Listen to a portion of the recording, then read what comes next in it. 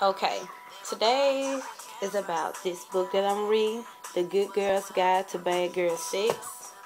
I came to a part in the book that was very interesting. I think every woman should know. So let's get to it. The clincher. I guess that's the name of this exercise or whatever.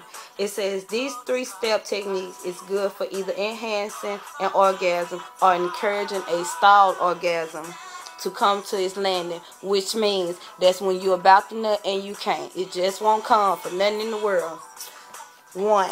As you near orgasm, speed up your breathing until you are panicking. Sounds familiar? Which means like when you're you need you gotta come on with it. Okay, number 2, vocalize like I was just saying. Let yourself moan and groan out loud.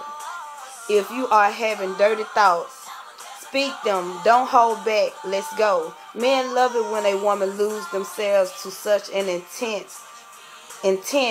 that they are talking crazy and saying all sorts of flirty things. Free your speech and reach your climax with flow.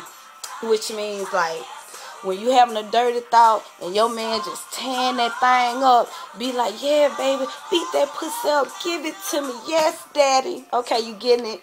Okay, number 3, move your body around on the bed. Make really sexy faces.